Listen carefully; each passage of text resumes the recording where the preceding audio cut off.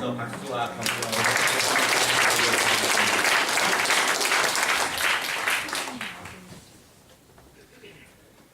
미국의 어떤 큰 교회 목사님이 노숙자로 단장을 했습니다. 그리고 교회 근처에서 구걸을 하면서 일주일을 보냈습니다.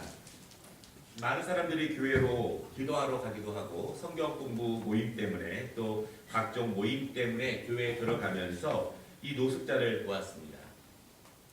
어떻게 되었을까요? 아주 몇 명의 성도들이 노숙자에게 음식을 주기도 하고 약간의 물질을 주기도 하고 또 노숙자를 걱정하면서 도와준 사람들도 있습니다. 그러나 거의 대부분의 성도들은 이 노숙자를 무시하고 그냥 교회에 들어갔습니다. 주일이 되었습니다. 예배 시간이 되어서 많은 성도들이 모여 있는데 목사님이 강단에 나타나지 않는 거예요. 성도들이 기다리고 있는데 저 뒤에서 노숙자의 모습을 한 사람이 중앙 통로를 통해서 강단까지 터벅터벅 올라옵니다. 그리고 옷을 하나씩 벗은 다음에 자신의 그런 신분을 밝히게 되었습니다. 그러면서 지난 일주일간 교회 앞에서 노숙자로 지내면서 들었던 느낀 점들을 성도들에게 설교를 통해서 함께 나누었습니다. 그 누구도 노숙자가 목사님일 거라고는 생각하지 못했습니다. 노숙자가 굉장히 많기 때문에 그렇죠. 사람들은 높은 지위에 있거나 또 좋은 차를 타거나 좋은 옷을 입고 다니는 사람들에 대해서는 조금 더 친절하거나 조금 더 예의를 갖춰서 대하는 그런 풍속이 있습니다.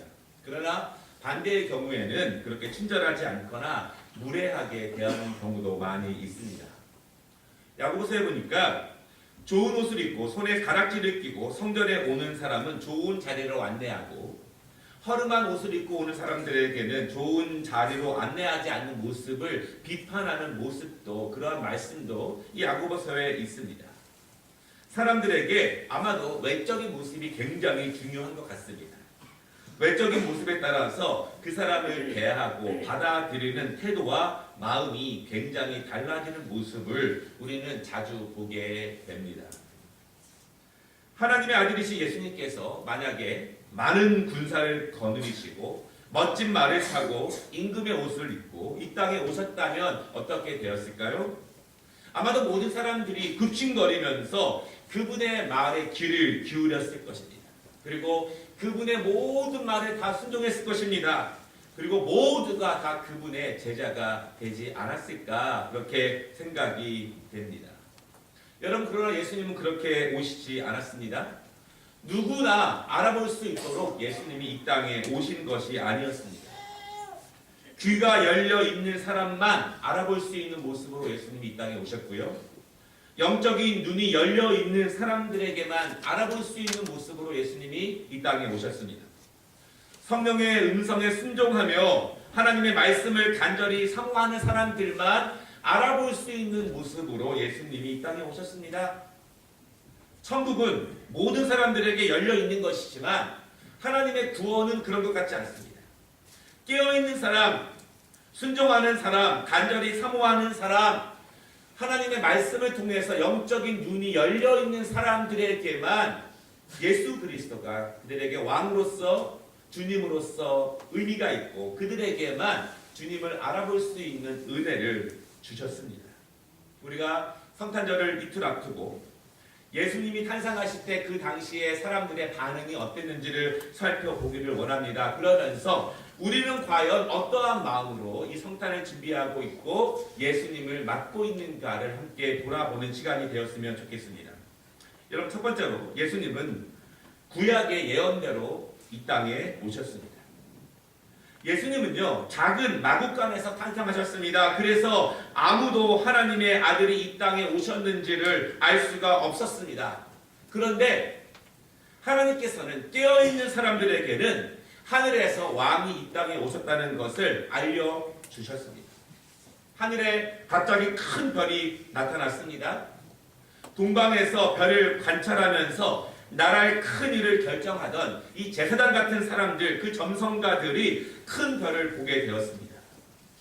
그들은 아마도 강대국 페르시아 왕국에서 이 국가적인 큰 일을 결정하는 국가적인 전성가로 불리던 박사들로 보여지는데 그들이 큰 별을 보고 직감적으로 하늘에서 큰 왕이 이 땅에 왔다는 것을 알게 되었습니다. 그리고 그 별을 따라 오다 보니 로마의 식민지로 살아가고 있는 그 이스라엘, 그 예루살렘 지역에 그 별이 머문 것을 보고 그들은 유대인의 왕이 태어났다는 것을 알게 되었습니다. 오늘 2절 말씀해 보니까요. 동방의 박사들이 예루살렘에 와서 헤롯의 궁전에 들어갑니다. 그리고 뭐라고 말하냐면 유대인의 왕으로 나신 이가 어디 계시냐 이렇게 묻습니다. 동방에서 별을 연구하던 사람들이 보기에 이 별은 특별했습니다. 역사상 보이지 않던 정말 위대한 왕이 탄생할 때 빛나는 별로 판단을 했습니다. 그리고 그 별이 유대 땅에 멈추자 하늘에서 귀한 왕이, 존귀한 왕이 이 땅에 탄생한다는 것을 그들은 믿었고 그것을 헤롯 왕에게 물어보게 된 것입니다. 오늘 말씀을 보면 그 이야기를 듣고 가장 놀래고 두려워한 사람이 있는데요. 그 사람은 바로 헤롯 왕입니다. 헤롯 왕은 로마의 황제로부터 그 이스라엘의 작은 땅을 이제 다스리라고 하는 분봉 왕입니다. 그런데 놀란 거예요. 혹시 로마 황제가 다른 사람을 이 지역의 왕으로 보낸 것이냐, 아니면 로마 황제에게 도전하는 다른 왕이 이 땅에 있는 것이냐, 그는 두려웠습니다. 그래서 오늘 말씀을 보니까 궁전이 소란했다 그렇게 이야기를 합니다. 여러분, 헤롯 왕은요, 오늘 말씀을 보면은 대제사장과 서기관들을 불러 모읍니다. 그리고 그들에게 묻습니다. 그리스도가 어디서 나겠느냐? 그때 5절 말씀을 보니까 이 대제사장들과 서기관들이 너무나 쉽게 답변을 합니다. 유대 베들레헴이오니 이는 선지자가 이미 예언한 것입니다 하면서 그들은 미가서 5장 2절에 있는 말씀을 헤롯에게 이야기합니다. 또 유대 땅 베들레헴아 너는 유대 고유 중에서 가장 작지 아니하도다. 내게서 한 다스리는 자가 나와서 내 백성 이스라엘의 목자가 되리라 말합니다.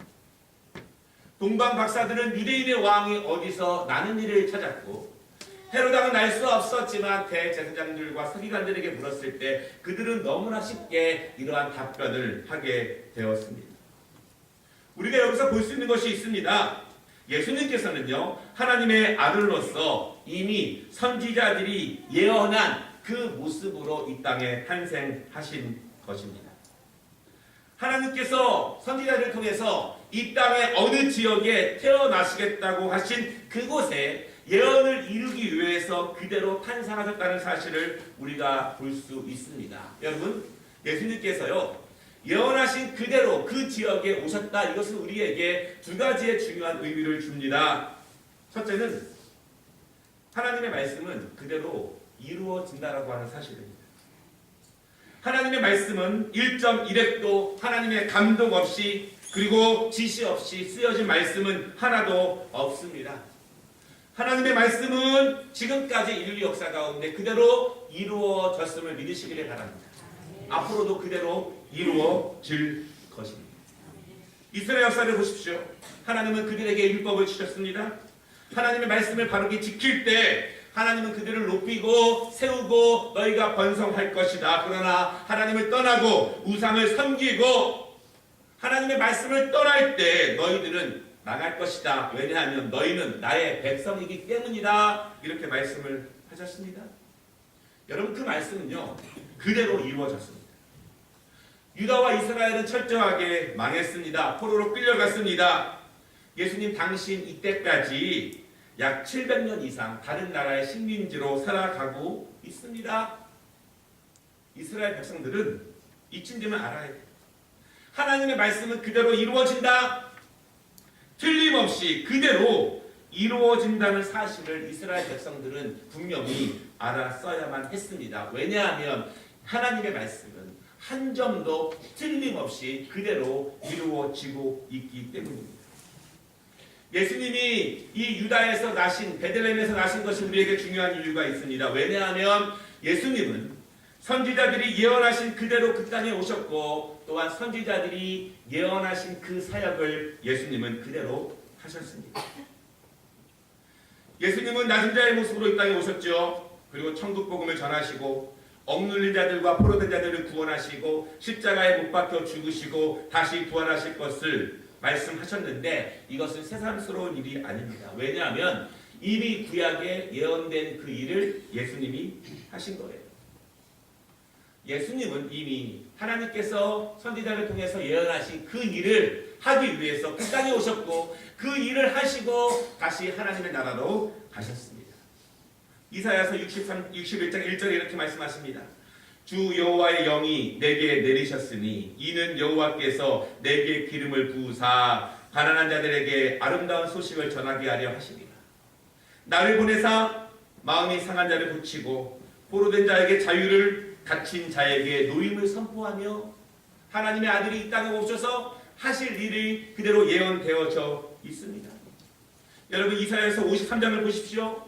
하나님의 아들이 도살장에 끌려가는 어린 양처럼 모든 질고와 고통을 당하며 그가 채찍에 맞음으로 우리가 나음을 입을 것이다. 예수님의 고난과 십자가의 모습이 이미 예언된 대로 그대로 예수님은 그 길을 걸어가셨습니다.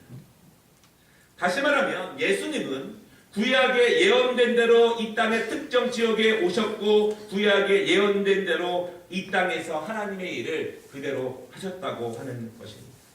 그래서 오늘 6절 말씀을 보니까 하나님을 섬기고 말씀을 가르치는 대제사장들과 서기관들은 유대인의 왕이 어디서 나셨느냐라고 하는 질문에 자신 있게 유대인의 왕은 선지자들이 이미 기록한 대로 유다 땅 베들레헴에서 탄생합니다. 그렇게 이야기를 한 것입니다.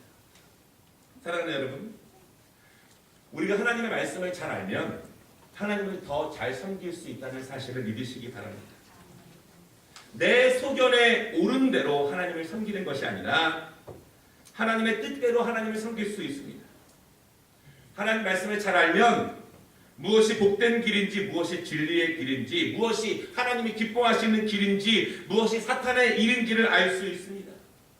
하나님의 말씀을 잘 알면 어떤 길이 흥하는 길인지 어떤 길이 망하는 길인지를 알 수 있습니다. 내 상황, 내 결정 말고 내 생각 말고 지금은 이래서 못하고 저래서 못하고 말고 하나님의 말씀을 잘 알면 내 생각과 내 계획을 내 생각을 뛰어넘으시는 하나님의 일을 알 수 있다는 사실을 여러분 믿으시기를 바랍니다.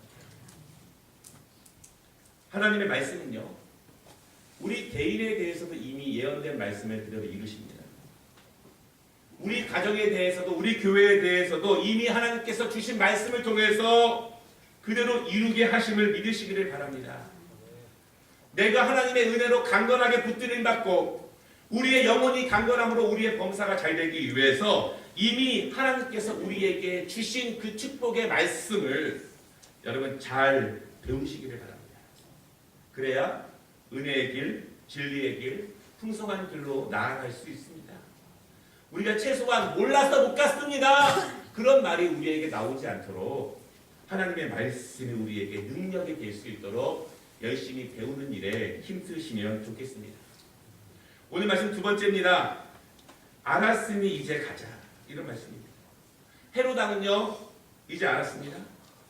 유대인의 왕이 어디서 태어날지를 알았습니다. 물론 대제사장과 서기관들이 알려주었습니다. 그런데 8절에 보면은요, 헤롯 왕이 이렇게 말합니다. 가서 아기에 대하여 자세히 알아보고 찾거든 내게 고하여 나도 가서 그에게 경배하게 하라. 여러분, 헤롯이 박사들에게 이렇게 이야기를 했습니다.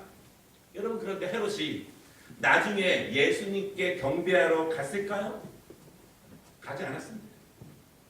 헤롯은 자기 자리를 지키는 일에 더 많은 관심을 갖는 사람이었습니다. 나중에 16절에 보니까 헤롯은 그 유대인의 왕을 죽이기 위해서 당시에 2살 아래의 남자 아이들을 모두 죽이는 만행을 저지르게 됩니다.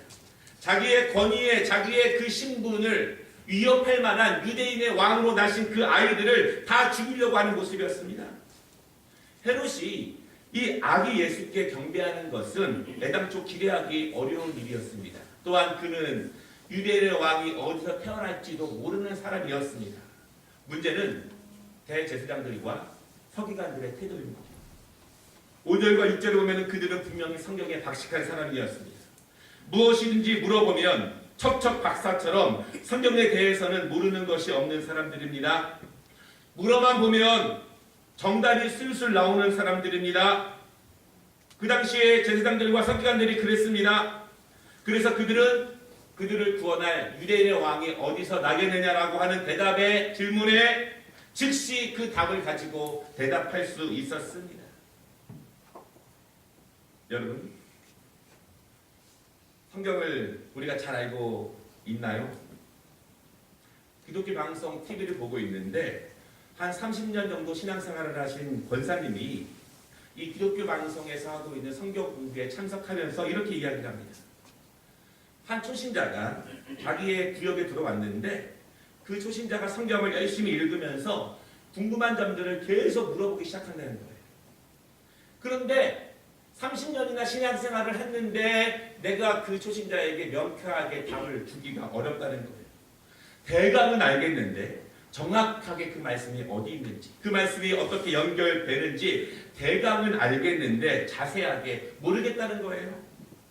그것이 너무 부끄러웠대요. 그래서 이제라도 하나님 말씀을 좀 세밀하게 정확하게 알아야겠다라고 하는 마음으로 그 성경 공부에 참석했다, 그렇게 간증을 합니다. 여러분, 아는 일에 힘쓰시기를 바랍니다. 생명의 말씀이라면, 능력의 말씀이라면 우리가 이것을 배우는 것보다 더 우선되는 것이 무엇이 있겠습니까? 이 하나님 말씀을 배우고 알아가는데 정말 더욱더 힘을 내셨으면 좋겠습니다.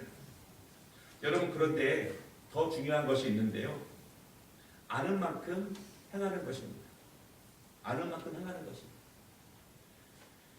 우리가 많이 아는 사람들을 좋아합니다. 그리고 많이 아는 사람들을 대단하다고 생각을 합니다. 그런데 그런 사람들이 아는 만큼 행하지 않고 말로만 할 때 우리는 그들을 더 이상 존경하지 않습니다. 서울에 어떤 교회가 있는데요.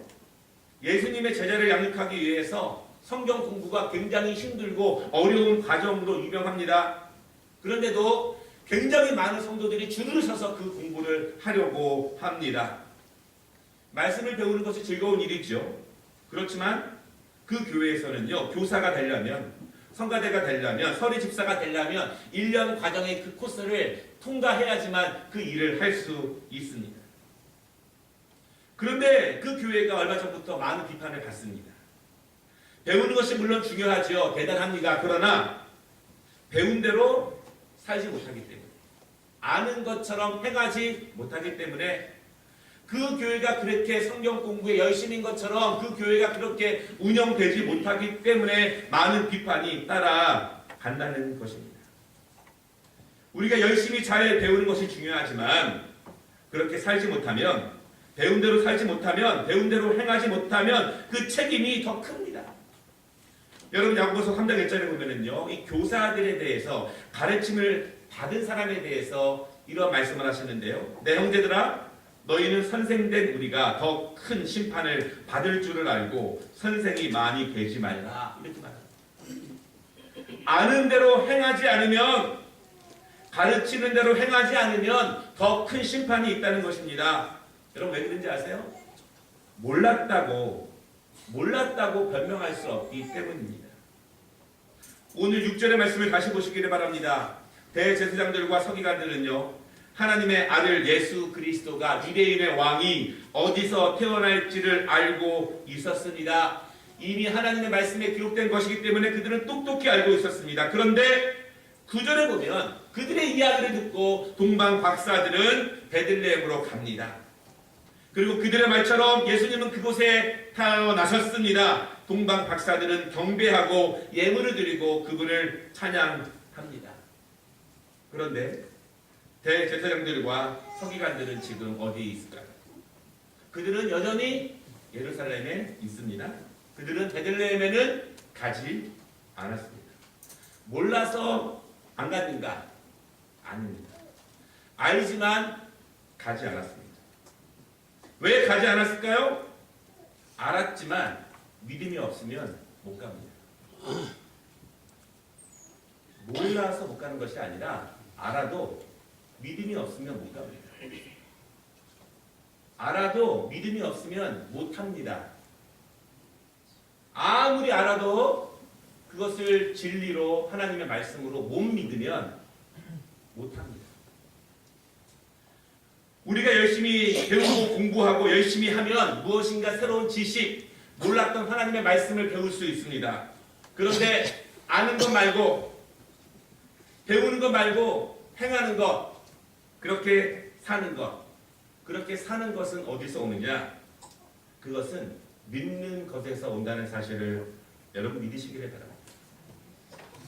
우리가 배우는데 힘써야 합니다. 그러나 더 힘써야 되는 것은 내가 믿는 것을, 내가 아는 것을 이제 믿음으로 받는 거예요.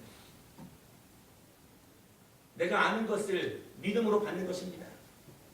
예배해야 한다는 것, 섬겨야 한다는 것, 기도해야 한다는 것, 아는 것이 중요한 것이 아니라 믿지 않으면 사실 아무런 소용이 없습니다.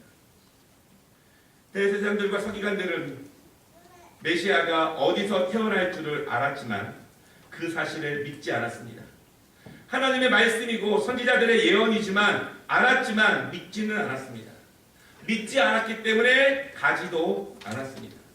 알았지만 믿지 않았기 때문에 가지 않았고, 가지 않았기 때문에 경배하지 않았고, 경배하지 않았기 때문에 예수님을 유대인의 왕으로, 하나님의 아들로 받아들이지 못했다는 그 사실입니다. 아는 것과 배우는 것도 중요합니다. 알아야 제대로 믿을 수 있습니다. 모르면 마음대로 믿습니다.